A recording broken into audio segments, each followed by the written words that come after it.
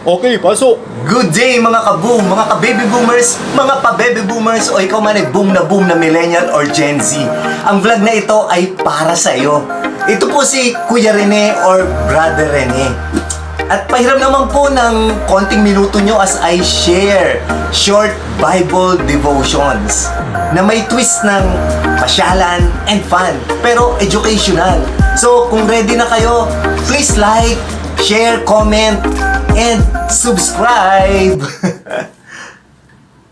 Welcome to 20MD, ang iyong kabady!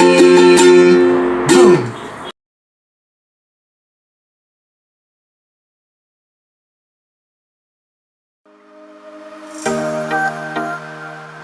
So, heto na tayo mga kaboom sa ating destination sa Los Baños, Laguna, ang tahanan ng pinakamasarap na buko pie at ang pinakamasarap na paliguan, hot springs. O ano, join ba kayo?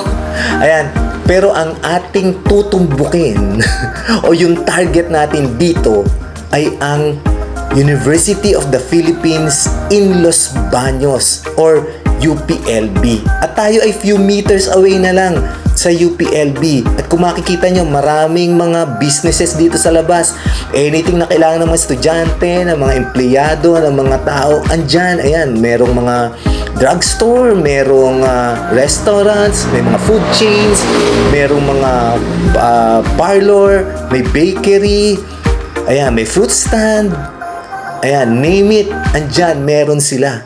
So, malapit talaga tayo. Ayan, malapit na. Ilang few steps na lang. Okay, wait lang ha. Good morning mga ka-20MD. Andito na tayo sa ating destination. University of the Philippines in Los Baños or UP Los Baños. Itinatag ito noong March 6, 1909. Pero hindi ako narito para ikwento sa inyo ang history ng UP Los Baños, kundi para maghanap ng fig tree. Hindi po pig as in baboy, but fig tree. F-I-G, fig tree. At maya-maya magtatanong-tanong tayo dyan, makasalubog natin mga estudyante, professors o kung sino mang mga makasalubog natin. Tanungin natin kung meron bang fig tree or puno ng igos. Yan, sa Tagalog, yan, igos. Dito sa UP Los Baños. Kasi kita nyo naman, all around dito sa UP Los Baños, ang daming mga kakaibang mga puno eh.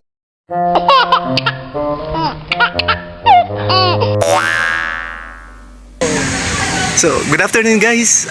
Tanong ko lang, meron bang fig tree or puno ng igos dito sa UP Los Baños? Based po sa naalala ko sa mga lessons namin, akala ko po meron, pero ang location niya po hindi po namin sigurado.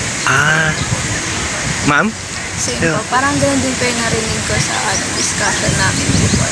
Pero hindi ko rin po alam nasaan. Sige. Ikot-ikot pa siguro ako dyan. Baka sakali may maano ako dyan, mami. Thank you very much ha. Thank you guys. Thank you. So, heto na nga. Siguro nagtataka kayo bakit atat na atat si Kuya Rene maghanap ng fig tree or puno ng igos. Kasi ang title ng message natin for today is The Fig Tree. Ayan, ang puno ng igos.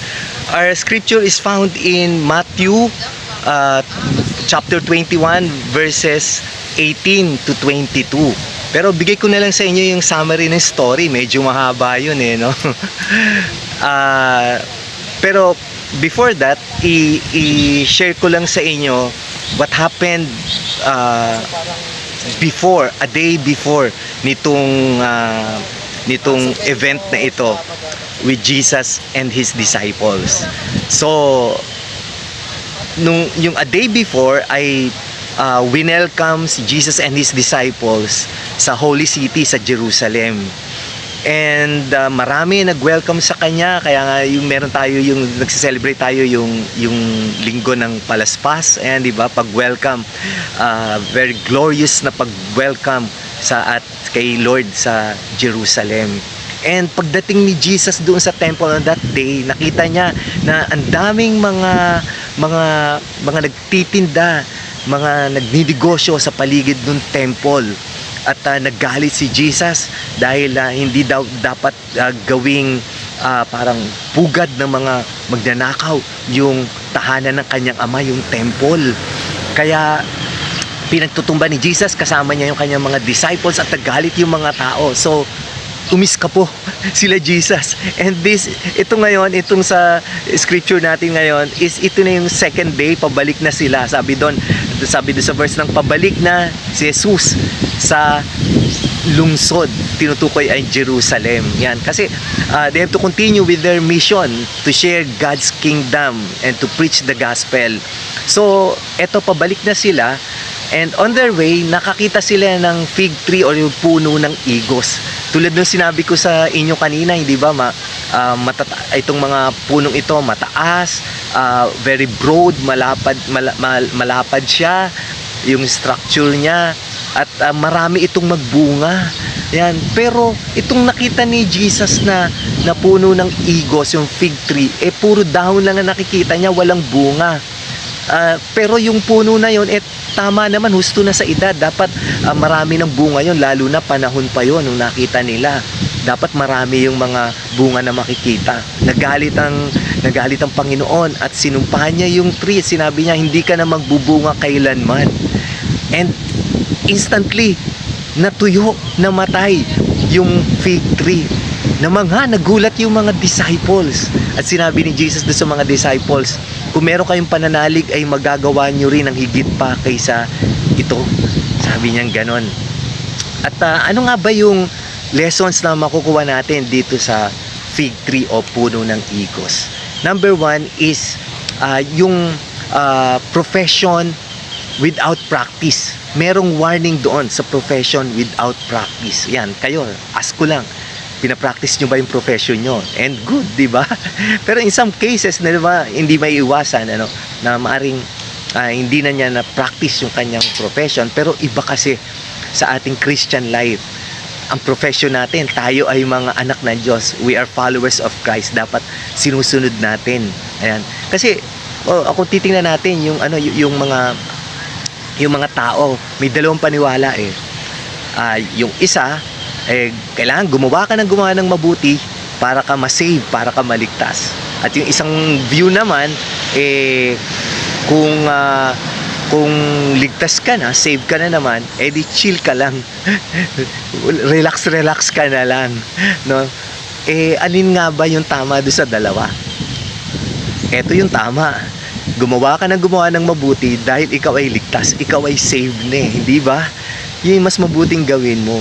At nakakalungkot nga, marami mga Christians parang very complacent na sila, okay na sa kanila, chill na lang sila dahil saved na naman sila.